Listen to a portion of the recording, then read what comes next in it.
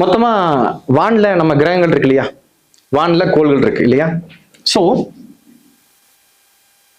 சூரியன், புதன், வெள்ளி, பூமி, செவ்வாய், வியாழன், சனி.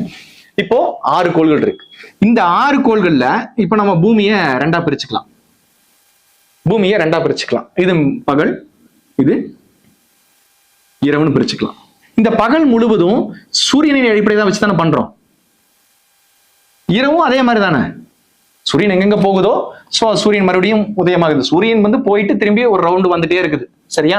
அப்ப என்ன பண்றாங்க, சூரியனை தூக்கிடுறாங்க. சரிங்களா? ஏன்னா சூரியன் தானே மெயின் பேஸ். ஒரு பகல் வந்துருச்சு அப்படின்னா, காலையில விடுஞ்சிருச்சுன்னா யார சொல்றீங்க? சூரியனை தான். அப்ப சூரியன் பேஸா இருக்கிறதுனால இந்த சூரியனை அடிப்படையா வச்சு பஞ்சபக்ஷி உருவாகுது. சரிங்களா? இந்த சூரியனை தான் இங்கு 5ஆ பிரிக்கிறாங்க. நான் ஏற்கனவே சொல்லியிருப்பேன் இல்லையா, இந்த 5 கோள்களும் கூட சூரியனை அடிப்படையாக கொண்டதுதான். நம்ம இன்னைக்கு சொல்ற மாதிரி வானில் இருக்கக்கூடிய சனி, வியாழன், வெள்ளி இதெல்லாம் எடுத்துக்கிட்டால் கூட இவையெல்லாம் சூரியனுடைய பலத்தை குறிப்பிடுவதுதான். சரிங்களா? சூரியனுக்கு அடுத்தால பலம் இருக்கிறது புதன் தான். புதனுக்கு அடுத்தாப்புல பலம் இருக்கிறது வெள்ளி. வெள்ளிக்கு அடுத்தது சூரியன் வந்து, அதாவது இந்த சூரியனுடைய தன்மை தூரம் போக போக போக வெளிச்சம் கம்மியானா அதற்கு பெயர் நீச்சத்தன்மை.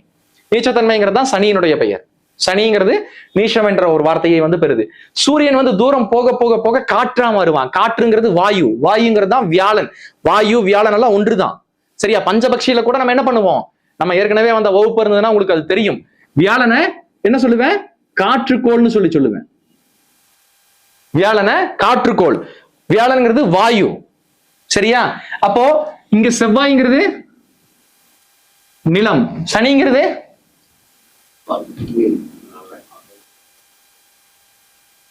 ஆகாயம். இதுல புதன்கிறது குட், வராதவரெல்லாம் சொல்றாரு, வகுப்புக்கு வராதவரெல்லாம் சொல்றாரு. வெள்ளிங்கிறது நெருப்பு. சோ புதன் வந்து நீர்த்தன்மை. சரியா? 5 கோள்களையும் 5 நிலங்களாக பிரிச்சாச்சு, அதாவது 5 பூதங்களாக பிரிச்சாச்சு. அடுத்தது இந்த 5 பூதங்களையும் 5 பறவை. ஐயா எழுத வேண்டாம், நான் சொல்றேன், அந்த டைம் கொடுக்கும்போது நீங்க எழுதிக்கீங்க. அழிக்க வேண்டாம்னு சொன்னா கூட நான் அழிக்காம இருக்கிறேன். சரிங்களா? அப்ப எழுதிக்கங்க. எழுதும் போது, இந்த சொல்லும் போது நீங்க எழுத போயிட்டீங்கன்னா மூளை செயல்படாம போயிடும். மூளை செயல்படலினா வாங்காது. இல்லைன்னு வச்சுக்கோங்க, எழுதுலின்னு வச்சுக்கோங்களேன், எப்பொழுது நம்ம இன்னொருத்த நம்புறோமோ அப்பவே நம்மளுக்கு போச்சு. சரிங்களா? ஓகே. சோ நீர், நெருப்பு, நிலம், காற்று, ஆகாயம். சரியா? இதுல நீருக்கும் நான் ஏற்கனவே பஞ்சபக்ஷியில எதற்கும் அதிக தொடர்பு இருக்குன்னு சொல்லியிருக்கேன்.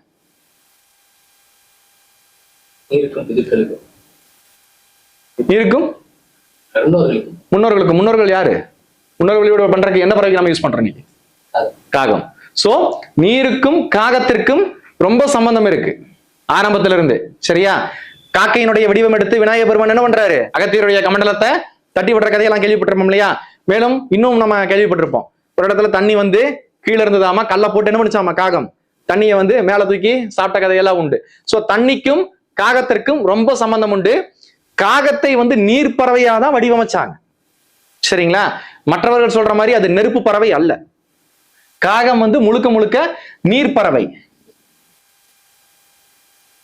காகம். சரியா? அடுத்தது வெள்ளி என்பது நெருப்பு பறவை வந்து வல்லூர். சரியா? செவ்வாய் நிலப்பறவை என்னது, கோழி. சரியா? வியாழன் காற்று, ஆந்தை. இதெல்லாம் சொல்லியிருக்கேன்ல ஏற்கனவே. வியாழன் வந்து காத்துங்கிறது காது, காத்தும் ஒண்ணுதான். ஆந்தைக்கு காதினுடைய பலம் அதிகம். இரவுல கண்ணு தெரியுங்கிறத விட காதுல இருக்கக்கூடிய அந்த சவுண்ட் வந்து ரொம்ப அதிகமா கேட்கும். பின் டிராப் சைலன்ஸ் சொல்றோம் இல்லையா, ஒரு பின்னு போட்டா அந்த பின் வந்து பல மடங்கு சவுண்டா ஆந்தைக்கு கேட்கும். சரியா? அதனால காதினுடைய தன்மை வந்து ஆந்தை. அடுத்தது சனி வந்து மயில். இதெல்லாம் ஏற்கனவே சொன்னனால அதுக்கு நான் டைம் ஸ்பெண்ட் பண்ணல. சரி? ஆனா பேஸ் நம்ம தெரிஞ்சுக்கணுங்கிறதுக்காக ஒரு பேஸ் மட்டும் சொல்றேன். ஓகேவா? இப்போ இந்த வரிசையை நம்ம எழுதலாமா? இந்த வரிசை பாருங்க எப்படி இருக்குன்னு. காகம், வல்லூரு, கோழி, ஆந்தை, மயில். இப்போ வரிசை எப்படி இருக்கு? காகம், வல்லூர், கோழி, ஆந்தை, மயில் சொல்லிட்டு இப்படி வரிசை இருக்கு. இப்ப நம்ம என்ன பண்ணிட்டு இருக்கோம்? வல்லூர், ஆந்தை, காகம், கோழி, மயில் சொல்லிட்டு ஒண்ணு விட்டு ஒண்ணா பயன்படுத்திட்டு இருக்கோம். ஒண்ணு விட்டு ஒண்ணா பயன்படுத்திட்டு இருக்கோம். ஆனால் எது சரியான வரிசை? காகம், வல்லூர், கோழி, ஆந்தை, மயில் என்பதுதான் சரியான வரிசை. ஏன்னா வல்லூர், ஆந்தை, காகம், கோழி, மயில் என்பது அது எதற்காக சொன்னாங்க அப்படிங்கறதை நம்ம பார்க்கலாம். சரிங்களா? இப்போ இதை நான் என்ன பண்றேன், ஒரு ஐங்கோண வடிவா நான் வடிவமைக்கிறேன். காகம், வல்லூர். இப்ப நான் என்ன பண்றேன், ஃபர்ஸ்ட் வந்து காகத்துக்கு கொடுக்கிறேன். காகம், இரண்டாவது வல்லூர், மூன்றாவது கோழி, நான்காவது ஆந்தை, ஐந்தாவது மயில். இந்த காகத்திற்கு எப்பொழுதுமே நான் கிரகங்களை பேசும்போது நான் சொல்லிட்டு இருப்பேன், அருகில் இருக்கக்கூடிய ஒவ்வொரு கிரகமுமே பகை கிரகம்னு சொல்லியிருப்பேன். அருகில் இருக்கக்கூடிய ஒவ்வொரு கிரகமும், ஒரு பிளானட் வந்து புதன் இருக்கு, ஒரு பிளானட் வந்து வெள்ளி இருக்கு, இந்த பக்கம் சூரியன் இருக்கு. இந்த நடு புதனுக்கு இந்த சூரியனும் வெள்ளியும் பகையா இருந்தால் மட்டும்தான் இது சுத்தும். ஒருவேளை உறவா இருந்துச்சுன்னா போய் ஒட்டிக்கும், வெடிச்சிடும். கரெக்டா? இது ரெண்டையும் எதிர்த்து வாழ்னா மட்டும்தான் புதன் வந்து சுத்த ஆரம்பிக்கும். இது ரெண்டையும் எதிர்க்கல அப்படின்னா என்ன ஆயிரும்? போய் பிளாஸ்ட் ஆயிரும். அதனால பக்கத்தில் இருக்கக்கூடிய எந்த ஒரு விஷயமே வந்து பகையாக மட்டும்தான் இருக்கும். சரியா? உச்ச நீச்சம் பார்ப்பீங்க இல்லையா? உச்ச நீச்சம் பார்க்கும்போது வெள்ளிக்கு புதன் உச்ச நீச்சம் வரும் இல்லையா? புதன் உச்சமாகிற இடத்துல வெள்ளி நீச்சமாகும், வெள்ளி உச்சமாகிற இடத்துல புதன் நீச்சமாகும். வியாழன் உச்சமாகிற இடத்துல செவ்வாய் நீச்சமாகும், செவ்வாய் உச்சமாகிற இடத்துல வியாழன் நீச்சமாகும். சனி உச்சமாகிற இடத்துல சூரியன் நீச்சமாகும், சூரியன் உச்சமாகிற இடத்துல சனி நீச்சமாகும். ஐயா என்ன பக்கத்துல சொல்லிட்டு தூரமா போட்டிருக்கீங்கன்னு சொல்ல வேண்டாம். சரியா? ஒரு வட்டத்துல போடும்போது சரியா வரும். சரியா? ஒரு வட்டத்துல போடும்போது சரியா வரும். அப்போ காகம், வல்லூர், கோழி, ஆந்தை, மயில். இப்ப காகத்திற்கு பகை என்றால் வல்லூரும் மயிலும். காகத்திற்கு பகை எதுனா வல்லூரு, மயில். நட்பு பட்சி எதுனா கோழியும் ஆந்தையும். இந்த விஷயத்தை நம்ம தெரிஞ்சுக்கணும். சரியா? இதே விஷயத்தை அப்படியே ஜோதிடத்தை கொண்டு வாங்க. புதனுக்கு யார் பகை? இப்பதானே சொன்னேன், புதன் உச்சமாகிற இடத்துல வெள்ளி சாவான், வெள்ளி உச்சமாகிற இடத்துல புதன் சாவான். சேம் அதே விஷயம்தான் இங்க என்ன ஆகுது? புதனுக்கு வெள்ளி பகை, வெள்ளிக்கு புதன் பகை. சரியா? இது ஒரு வட்டம் இப்படி சுத்தும் போது, இப்படி சுத்தும் போது நேர் ஆப்போசிட்டா மாறிடும். புதனுக்கு சனி பகையா மாறிடும். சரியா? இங்க புதனை வந்து சூரியனை வச்சுக்கிறோம். சூரியனை வச்சு நம்ம பார்க்கறதுனால வெறும் 5 பறவை மட்டும் தான் நம்ம பார்க்கிறோம், 5 தொழில் மட்டும் தான் பார்க்கிறோம். சரியா? அப்போ காகத்திற்கு அப்படியே பகையை நான் எழுதிடுறேன். சரியா? காகம் ஃபர்ஸ்ட் பகை என்னென்ன? வல்லூரும் மயிலும் பகை. அடுத்தது வல்லூருக்கு என்னென்ன பகை? கோழியும் காகமும். அடுத்தது கோழிக்கு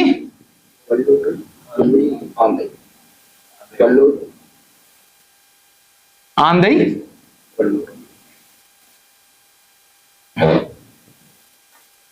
ஆந்தைக்கு ஓகேவா? அடுத்தது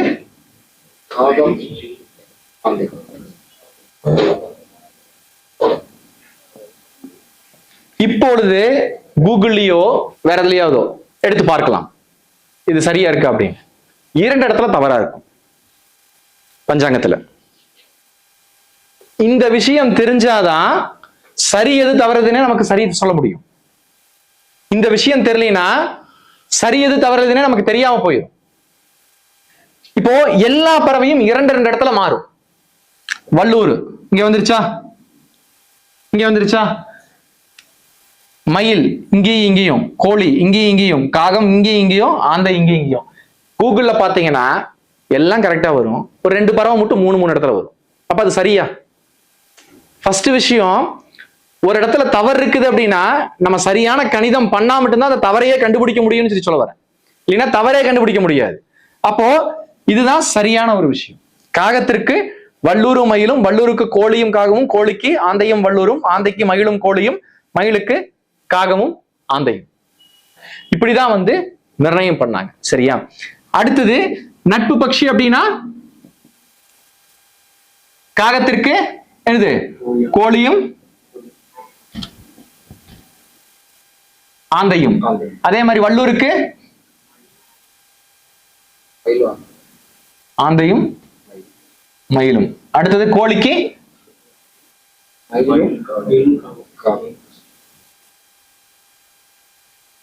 அடுத்தது ஆந்தைக்கு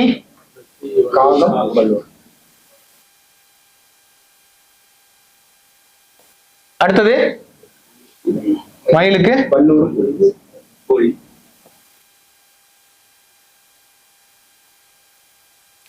அப்ப பகை பட்சி நட்பு பட்சி புரியுதா?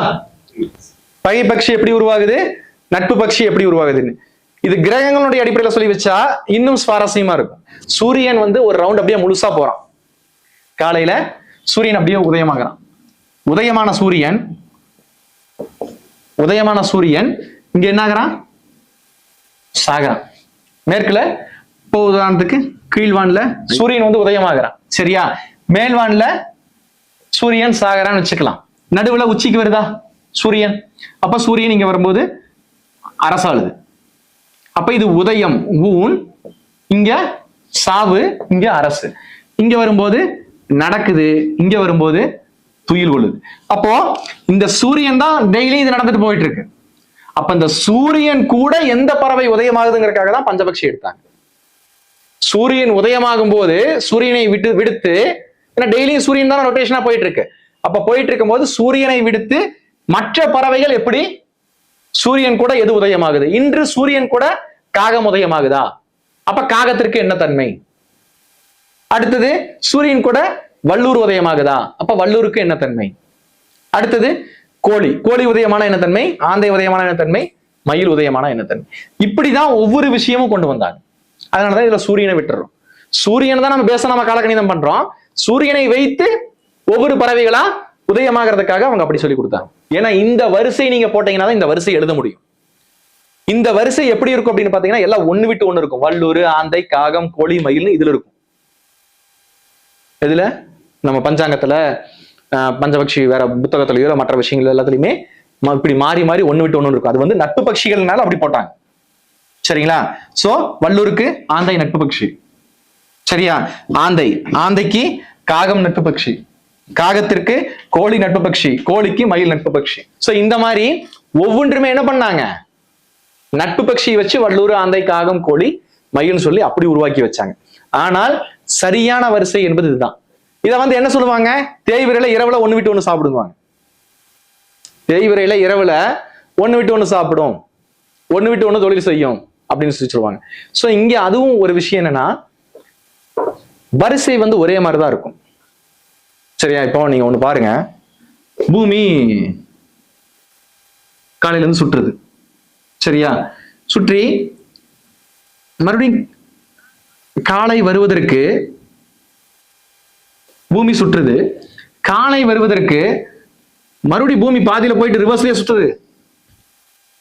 ரிவர்ஸ் தான் சுத்தாது, ஒரே பக்கம் ஒரே மாதிரிதான் சுத்தும் இல்லையா? அப்போ பூமி அப்படியே தான் சுத்திட்டு இருக்கு. அதனுடைய தொழில்கள் அப்படியே தான் இருக்கும். கிரகங்கள் ஒரே வரிசையில தான் சுத்திட்டு இருக்கும். சரியா? கிரகங்கள் எதிர் திசையில சுற்றவே சுற்றாது. சரியா? அந்த தொழில்கள் பார்ப்பதற்கு எதிர் திசையில் சுற்றுவது போல நமக்கு கண்ணுக்கு தெரியும், அவ்வளவுதான். இப்போ நான் இங்க நிக்கிறேன். சரியா? எனக்கு எதிரில் இவர் நிக்கிறாரு. சரியா? எனக்கு வளமான ஒரு பக்கம், அவருக்கு என்ன பக்கமா இருக்கு? இடமா இருக்கு. எனக்கு இடமான பக்கம் அவருக்கு வளமா இருக்கு. இந்த மாதிரி நான் எதிலிருந்து பார்க்கும்போது ஆப்போசிட்டா ஒரு ரியாக்ஷன் தெரியுமே தவிர, ஆனால் வலதுதான், இடது. வலது பக்கம் எல்லோருக்குமே வலது பக்கமா தான் இருக்கு, இடது பக்கம் எல்லோருக்கும் இடது பக்கமா தான் இருக்கு. ஆனா எதிலிருந்து பார்க்கும்போது அவருடைய எதுக்கு கரெக்ட் தானே, வலது பக்கம் தானே. எனக்கு பார்க்கும்போது அது எதிர்த்தன்மையா தெரியுது, அவ்வளவுதான். அந்த மாதிரி ஒரு விஷயம் மட்டும்தான் நமக்கு காமிக்குதே தவிர, அப்ப தொழில்களும் இதுல எப்படி இருக்கும் அப்படின்னா ஒரு பிரமிப்பை ஏற்படுத்துவதா ஆப்போசிட்ல இருக்கிற மாதிரி தெரியுமே தவிர, ஆனா தொழில்கள் ஒரே மாதிரி தான் நடந்துட்டு இருக்கும். பட்சிகளும் நமக்கு ஆப்போசிட்டா இருக்கிற மாதிரி தெரியுமே தவிர, பட்சிகளும் ஒரே லைன்ல தான் வரிசை வந்து பண்ணிட்டு இருக்கும். சரியா? ஏன்னா அது நம்ம ரொம்பவே புரிஞ்சுக்கணும். ஃபர்ஸ்ட் விஷயம் இப்ப எழுதிக்கிங்க.